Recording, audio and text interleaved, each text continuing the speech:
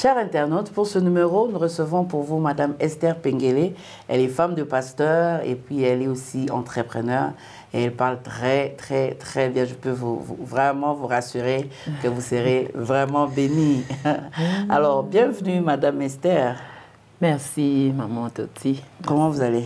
Je vais bien, par la grâce de Dieu. On veut vous connaître. Hein? Est-ce qu'on peut connaître votre histoire, qui vous êtes exactement? Ok, je suis humble, je ne sais pas parler de moi, mais je vais quand même essayer de dire quelque chose. Je suis Esther Odiakabea de naissance. Ok, Pengele c'est le nom Pengele c'est le nom de mon mari, oui. Pengele c'est le nom de mon mari. Je suis servante de Dieu, chrétienne à la base, parce que j'ai reçu Christ un jour dans ma vie. Je suis épouse de Christian Pengele, pasteur de l'église Centre Chrétien Excellence et responsable du ministère École de l'Excellence. Je suis entrepreneur, je suis licenciée en droit depuis 2003. Je suis également étudiante en théologie. Qu'est-ce que je peux dire? Je suis responsable des femmes d'excellence. Je dirige le département des femmes, filles, épouses des pasteurs que dans le cadre du ministère École de l'excellence. Voilà. Donc tout est excellent, excellent. Vous ne parlez que de l'excellence alors. Vraiment. Alors vous avez dit que vous êtes chrétienne, vous avez rencontré le Seigneur. Oui. Alors comment, dans quelles circonstances, comment ça s'est passé exactement? Ok. Nous ne sommes pas nés dans une famille chrétienne. Mes parents n'étaient pas chrétiens. À un certain moment, j'ai commencé à développer des grâces, des dons et ma mère ne le comprenait pas. Il fallait donc qu'elle me rapproche d'un serviteur de Dieu. Elle était aussi chrétienne? En ce moment-là, pas encore vraiment, parce que si je dois parler aussi d'elle, elle a connu le Seigneur par le canal d'une bonne, une de nos bonnes, qui était dans notre maison, à qui Dieu parlait des défis que ma mère rencontrait. C'est elle qui l'a amenée au Seigneur. Et quand elle l'a amenée au Seigneur, moi aussi, j'étais parmi les personnes que Dieu commençait à utiliser dans la maison. Et ma mère a trouvé qu'il fallait que je reçoive aussi Jésus. C'était à l'âge de 8 ans, en ce moment-là, auprès d'un pasteur de 30e. C'est lui qui m'avait donné pour la première fois un Nouveau Testament, pasteur Fumo.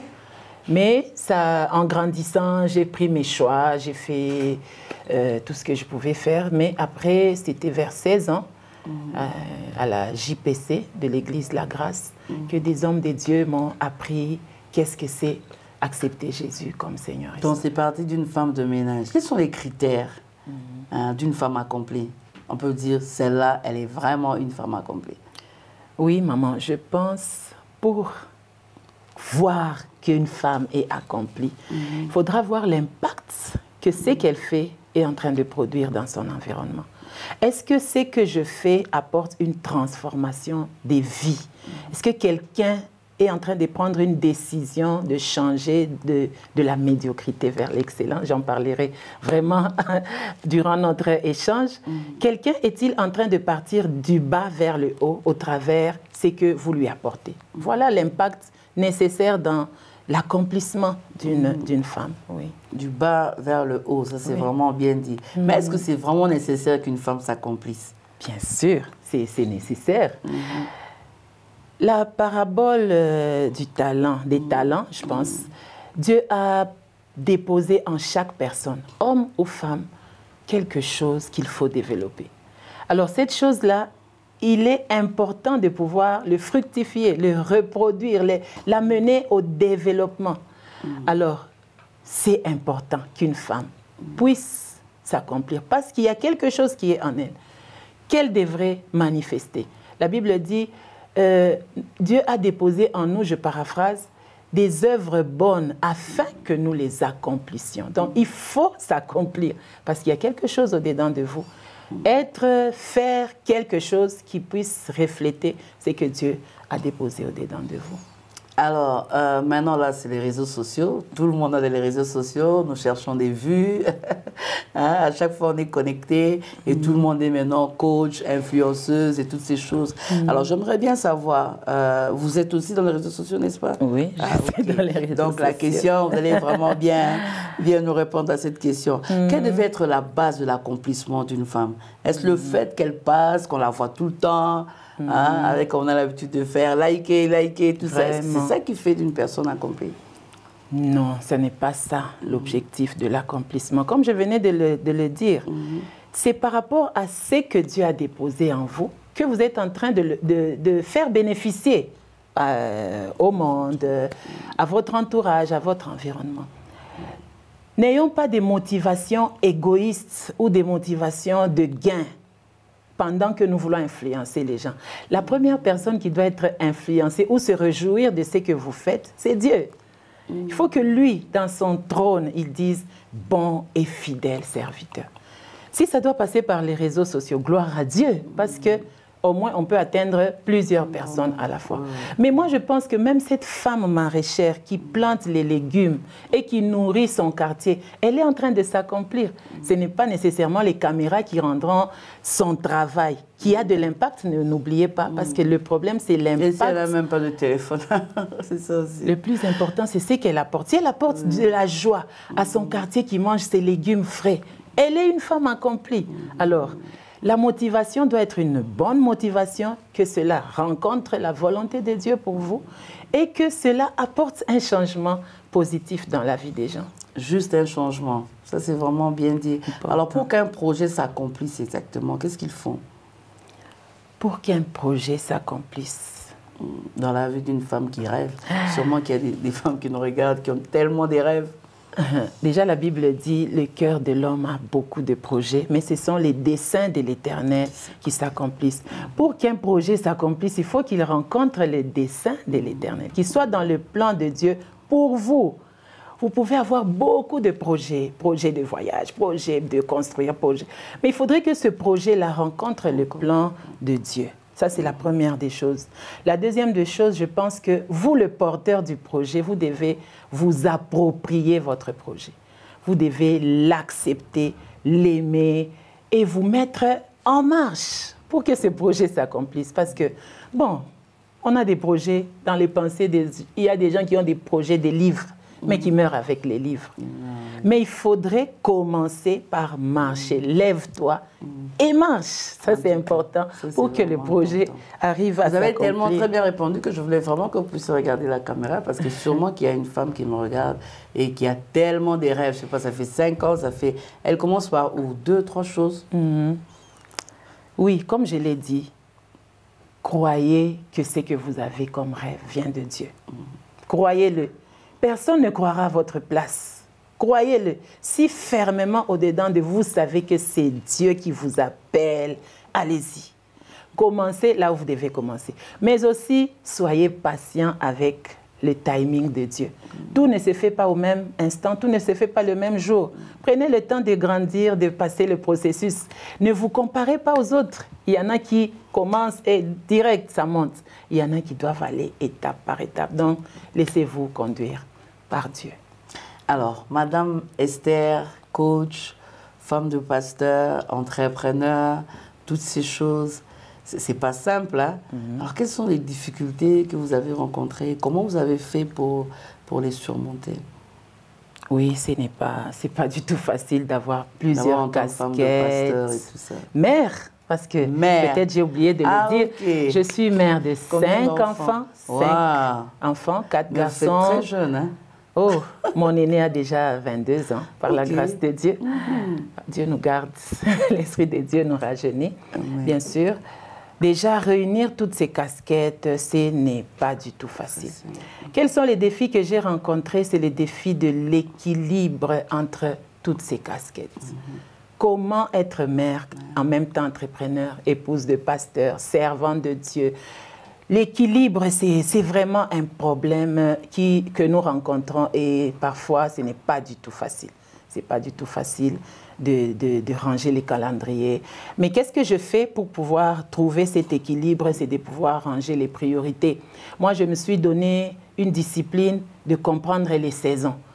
Il y a des saisons où la prière vous demande. Il y a des saisons où les enfants vous demandent.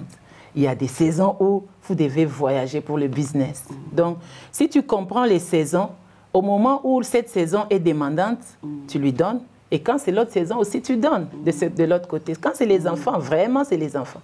Quand c'est la prière... Vous n'avez pas cité la saison de papa. Papa se Oui, cache sa un peu saison, elle est dedans. permanente, elle ne change pas. Alors, comment Vraiment. vous faites, surtout avec lui, parce qu'il y a une femme mariée qui nous suit là. Comment faire exactement pour rester cette épouse malgré tout ça? La chose qui nous facilite, c'est de pouvoir travailler ensemble. Ah, ok. Travailler ensemble avec lui. Être près de lui quand il travaille, être près de lui à la maison, être près de lui. Là, on a la facilité de le comprendre et de pouvoir... Au fait, vous êtes ensemble presque à tout moment et ça fait que vous n'aurez pas de... Tu n'es pas avec moi, tu ne m'as pas regardé. Non, c'est plus facile de travailler ensemble. Bon, excuse-moi d'abord de rester vraiment là parce que c'est vraiment un problème, surtout pour les femmes qui veulent s'accomplir, parce que la particularité de cette émission, nous prenons des femmes mariées et nous voulons qu'elles aient un équilibre. C'est vraiment très important. Là, vous avez parlé au cas où l'homme et la femme travaillent ensemble. Maintenant, au cas où vous ne travaillez pas avec votre époux, un conseil à donner à cette femme vraiment pour un équilibre? Oui, comme je disais, par rapport au choix de priorités, une bonne organisation des priorités. Quand vous êtes en dehors de la maison et que votre mari est peut-être aussi en dehors de la maison, maximisez les petits temps que vous pouvez avoir ensemble. Si c'est dans la soirée, si c'est dans la matinée, si c'est dans les vacances, pendant les vacances, si, je ne sais pas, les dimanches, les week-ends, prenez le temps d'avoir des temps de qualité, si je devrais me répéter. Oui, oui. J'espère qu'elle a retenu. Alors, nous sommes conscients, je ne sais pas si c'est aussi votre cas, que la femme a des complexes. Okay. Elle a vraiment des complexes. Et c'est vrai qu'à chaque émission, nous parlons des complexes, mais aujourd'hui, nous voulons vous écouter, Madame Esther. Quels sont les complexes qu'a la femme, ces complexes-là qu'elle doit obligatoirement tuer pour s'accomplir? Merci. Je pense ce qui tue la plupart des femmes, c'est le manque d'estime de soi. On dévalorise ce que nous sommes parce qu'on regarde aux autres. C'est ça vraiment le plus grand défi des femmes. Manque d'estime de soi. Ça, vraiment, ça dérange. En tant que coach, je rencontre vraiment beaucoup de femmes qui n'acceptent pas de donner de la considération aux talents, aux grâces que Dieu leur a déjà données. La deuxième des choses, c'est le laxisme. Et la procrastination, je peux dire. Je ferai. Oh non, je vais le faire. Non, ça, je veux le faire. Je veux le faire. Donc ça, les femmes ont l'habitude de repousser à demain les choses qu'elles pouvaient faire aujourd'hui. Et ça, c'est le défaut que rencontrent beaucoup de femmes, si je peux dire comment vous l'avez appelé encore, les complexes qu'elles rencontrent. Oui, souvent, elles sont des femmes qui reportent à demain. Et les femmes ont du mal à accepter les erreurs et à se relever après l'erreur. Parfois, comme j'ai échoué, je ne referai plus cette affaire. Je ne reprendrai plus cette activité parce que j'ai déjà échoué. Elle se décourage vite. Oui, rapidement. Donc, je pense que ce sont les complexes que rencontrent beaucoup de femmes pour pouvoir s'accomplir. Et comment vous faites pour les aider en tant que coach? Dans des circonstances pareilles, il faut vraiment apprendre les conditions dans lesquelles cette chose est arrivée. Vous savez, si vous découvrez les déclencheurs du complexe, vous allez le résoudre facilement. Mais si vous voulez trouver, on dit toujours, il ne faut pas répondre à l'effet, il faut d'abord aller à la cause. Quand vous trouvez la cause, ça peut être une mauvaise parole qu'il a entendue. Quelqu'un lui a dit, tu ne vaux rien. Alors, comme on a dit, tout ce que tu fais, ça ne marche pas. Les paroles qu'on lui a adressées ont fait que ça l'a ramené en arrière, ça lui a donné un complexe et il faut d'abord découvrir les déclencheurs. La foi vient de ce qu'on entend. Effectivement. Au fur et à mesure, si la personne entend les mauvaises choses, ce n'est que normal. Mais je crois qu'après cette émission, dans la vie d'une femme, les complexes doivent obligatoirement vraiment tomber. Alors là, je suis tellement heureuse de vous recevoir dans cette émission. Et quelles sont vos valeurs, les valeurs qui vous accompagnent? Ok. En tant que personne, mais aussi en tant que ministère, nos valeurs fondamentales, c'est l'intégrité, la détermination, ainsi que le service. L'intégrité, pourquoi? Parce que notre modèle, c'est Christ. Vérité, justice, droiture. Ce sont les choses vers lesquelles nous courons pour ressembler à Jésus. Le service, parce que Jésus, en tant que leader, il n'a fait que servir les autres. Et nous voulons aussi vraiment, moi, je voudrais servir les autres, mais aussi la détermination, parce qu'il faut courir vers la manifestation. La détermination, là, c'est pas facile. Manifestation. Comment vous faites pour rester déterminé, là, malgré les difficultés, les vents et tout ça? Oh, maman, c'est une affaire. Un exemple de quelque chose qui est arrivé, malgré ça, vous avez quand même pu aller de l'avant. Ça peut aider une femme qui nous suit. Oui. Un exemple, je peux dire les critiques. Parfois, on critique ce que tu fais. Il y a toujours quelqu'un qui dit non, ce n'est pas ce qui devrait être fait. Quand tu l'entends, à un moment, tu dis, au fait, il a raison. Il a raison. Mais après, tu dis, mais je l'ai entendu. J'ai entendu que je devrais faire. J'ai senti l'Esprit de Dieu me convaincre de le faire. Mais quand je me rappelle que ça ne vient pas de moi, je me lève, je continue la marche. Oui, c'est ce qui m'aide à me relever. Parce que je sais que ce que je fais, ça ne vient pas toujours de moi. C'est inspiré parce que l'Esprit de Dieu est en moi. Alors, vous dirigez les femmes, ça c'est une question par rapport à ce que vous venez de dire.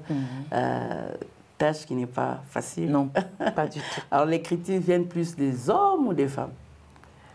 De tous d'abord, parce que moi je ne travaille pas seulement avec les femmes, je suis aussi prédicatrice à l'église.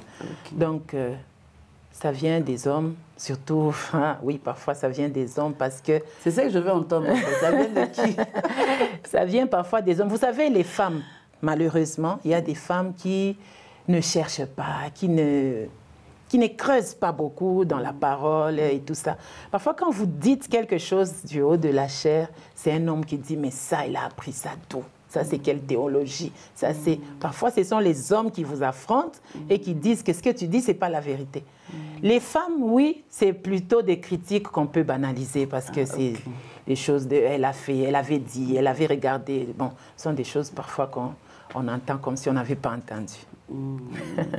Alors, ce qu'on peut retenir de Madame Esther, quand on parle de valeurs, c'est intégrité, détermination, service. Oui. Par la grâce de Dieu, je crois que ça marche. On s'efforce. En tout cas, que le Seigneur vous bénisse. Vraiment. Alors, quelle est cette femme qui vous inspire? Quand vous la regardez, vous dites, en tout cas, elle me challenge. Wow. La première femme qui a commencé à m'inspirer, c'est ma mère. Vraiment, j'ai beaucoup appris d'elle et je suis en train un peu de la reproduire. C'est une femme entreprenante, vraiment. Elle a 74 ans à ce jour, mais tout ce qu'elle trouve à faire, elle le fait. Quand on lui dit, maintenant, c'est les mining qui marchent, elle est dans les mining. Quand on lui dit, maintenant, c'est les... Quand tu lui dis, maman, je voyage, elle dit, prends mon argent, achète-moi aussi. Donc, ça, j'ai appris d'elle, j'ai vraiment appris d'elle.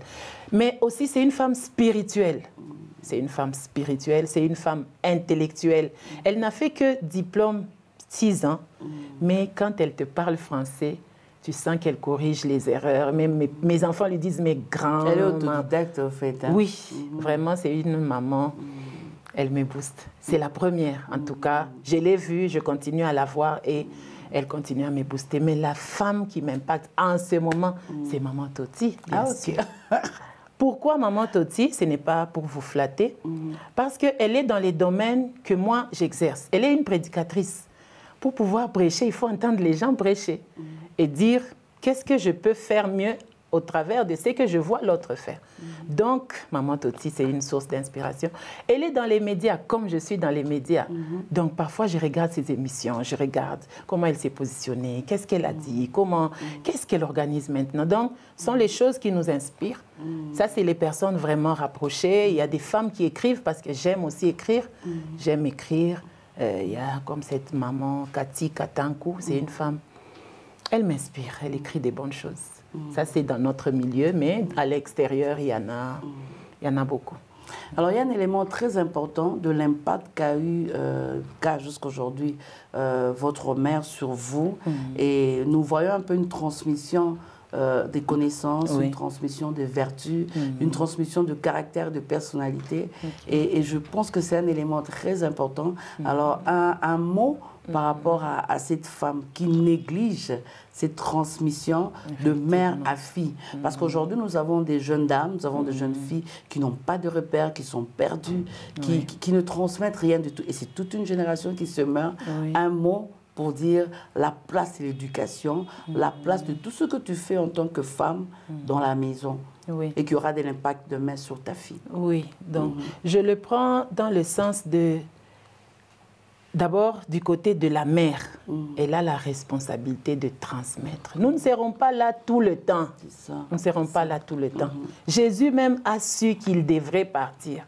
Il a pris le temps d'en former quelques-uns pour que ça se perpétue, ce qu'il avait enseigné. Alors, les mères, prenons nos responsabilités, communiquons quelque chose. On dit que l'éducation, ce n'est pas corriger d'abord les erreurs, c'est transmettre une information. Transmettons des valeurs, transmettons des informations. On fait comme ça, on fait comme ceci, on ne fait pas comme cela. Alors le jour où l'erreur va arriver, je vais corriger parce que j'avais déjà donné une instruction. Maintenant, les filles aussi, soumettons-nous aux mères. Parce que maintenant, tellement les filles ont fait des études, elles sont au contact d'Internet, elles pensent que l'Internet peut remplacer sa mère. Jamais, jamais. Il y a des valeurs qu'on ne peut pas avoir en dehors du toit familial. Il y a des choses qu'on apprend qu'auprès de sa mère. Oui, l'Internet va te donner la recette de ceci. Je donne juste un exemple. J'ai ma fille qui n'est pas proche de moi, elle est loin, elle est en train d'étudier. Parfois, elle me dit, maman, comment tu faisais encore l'aubergine là? J'ai oublié un peu la recette parce que ça, même l'Internet ne lui donnera pas tous les détails. Il faut qu'elle prenne la recette de sa mère.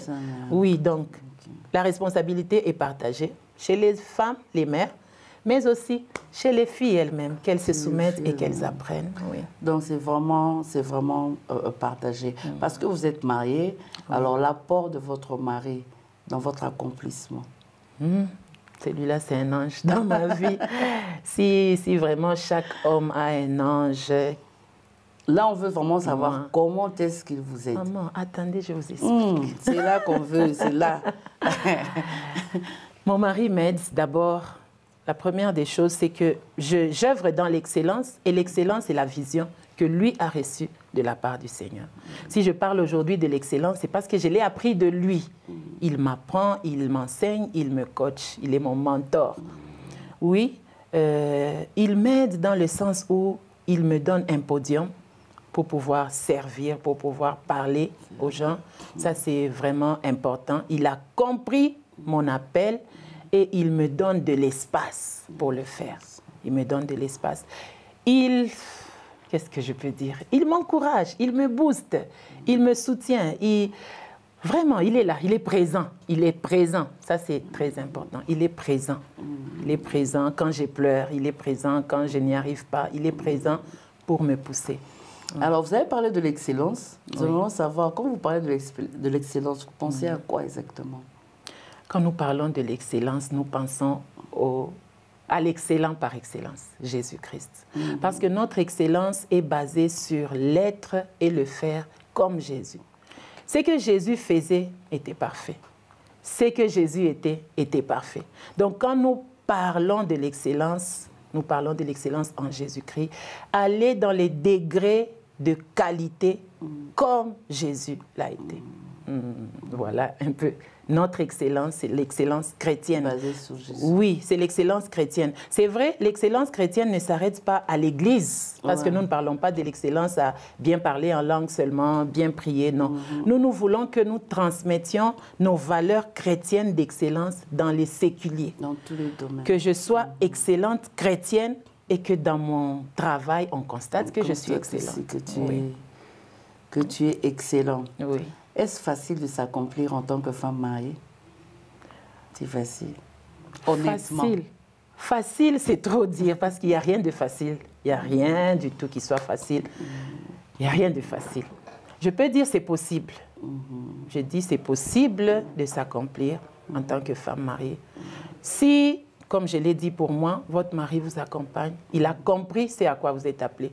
Je veux donner un exemple. Quand nous étions fiancés, mon mari me disait, tu as un compte à rendre à Dieu personnellement. Quand nous partirons auprès de Dieu, chacun aura son compte à rendre. Donc, bats-toi pour que ce jour-là, tu sois couronné. Donc, quand ton mari comprend que tu dois aussi rendre des comptes, il te soutient, là, c'est possible que tu t'épanouisses. Mais c'est un peu difficile, c'est un peu difficile. Déjà, quand toi-même, en tant que femme, tu te sous-estimes. Même si les gens voulaient t'aider, on ne pourra pas t'aider si toi-même tu n'étais pas encore levé, si toi-même tu n'as pas encore compris c'est à quoi tu es appelé. Je pense qu'en tant que femme mariée, c'est possible d'abord de vouloir s'accomplir. Mais parce que votre mari vous accompagne parfaitement, un mot à tous ces hommes mariés aussi, qu'est-ce qu'ils peuvent faire pour aider vraiment leurs 2, 3 mots, aider leurs femmes à s'accomplir parfaitement? Comme Madame Esther aujourd'hui. Par la grâce de Dieu, maman, parce que c'est vraiment une grâce. Elle continue à s'accomplir. Wow. Voilà. C'est vraiment une grâce. Je voudrais dire à nous, à vous, chers papas qui nous écoutez, quand une femme arrive à s'accomplir, au fait, c'est vous qui êtes accompli. Aujourd'hui, on me présente Esther Pengele. On oublie même le nom de mon père. On oublie le nom de mon père, au fait. On parle du nom de mon mari. Qui s'accomplit, au fait? Qui est valorisé? C'est mon mari. Donc, si vous boostez votre femme, c'est vous qui êtes sur le piédestal. C'est vous qu'on connaît. On regarde aujourd'hui, Madame la ministre, il y a le nom de son mari qui est dedans. Donc, aidez-la à sortir, aidez-la à devenir, aidez-la à s'accomplir. Au fait, c'est pour votre honneur et pour votre gloire. En tout cas.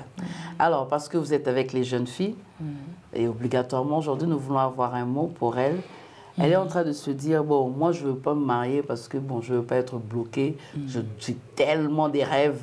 J'ai comme l'impression qu'en entrant dans le mariage, tout sera bloqué. Ça sera très difficile. Un mot pour elle? En fait... D'abord, elle a raison. Quand elle pense comme ça. Je pense que non. Je pense que non. Au fait, il y a les jeunes filles qui se retrouvent aujourd'hui, elle n'est pas mariée, non par choix, mais juste parce que ça arrive qu'elle n'est pas encore mariée. Oui, celles-là, on va les encourager à continuer d'abord à bénéficier de leur célibat et à mettre vraiment cela à profit, parce que c'est important de pouvoir s'accomplir déjà en tant que célibataire. Mais celles qui décident de ne pas se marier, je viens te décourager. La Bible dit « deux valent mieux qu'un ». 2 valent mieux qu'un. Quand tu es soutenu, tu seras meilleur. Quand tu es soutenu. Même la prière faite à 2 ou 3, ça apporte un résultat différent. Donc, ne prends pas la décision de ne pas te marier parce que il est possible que tu t'accomplisses mieux quand tu seras marié. Mais aussi, ce que tu crains là, c'est ce qui va t'arriver. Hein? Ce que tu crains, ça va t'arriver, mais ce que tu décides par la foi, ça t'arrive aussi parce que tu es un enfant de Dieu. Donc, fais un bon choix, prends le temps de faire un bon choix et tu vas t'accomplir. En tout cas. Mais sûrement qu'il y a une femme qui nous suit en ces instants. Vous avez eu la grâce d'avoir un homme qui vous accompagne, mais elle n'a pas réussi cette grâce-là. Elle a vraiment un mari qui constitue vraiment un blocage. C'est un cas spécifique, je ne dis pas toutes les femmes, c'est un cas spécifique. Un mot pour elle, qu'est-ce qu'elle peut faire? Je crois c'est l'apôtre Paul qui dit « Un homme inconverti peut se convertir par le témoignage de sa femme. » Quand la femme a un bon témoignage, elle fait des choses qui puissent encourager son homme, il peut se dire « Je veux changer parce que ma femme est transformée. » À cette femme, je donne deux secrets. Je veux dire prier. La prière, la Bible dit, le cœur du roi est entre les mains de Dieu. C'est comme un courant d'eau. Proverbe, je crois, 21, chapitre 1er. Le cœur du roi est entre les mains de Dieu. Dieu peut l'incliner en votre faveur. Dieu peut l'incliner. Priez, priez, priez, priez. Priez. Prenez même chaque jour la discipline de faire 5 minutes. Seigneur, le cœur de mon mari. Seigneur, le cœur de mon mari. Mais la deuxième des choses que je lui donne comme secret, c'est agissez. Agissez dans les niveaux de position où vous vous trouvez. Par exemple, vous êtes appelé à vous accomplir dans les domaines de la cuisine, je ne sais pas, vous êtes appelé à faire un restaurant.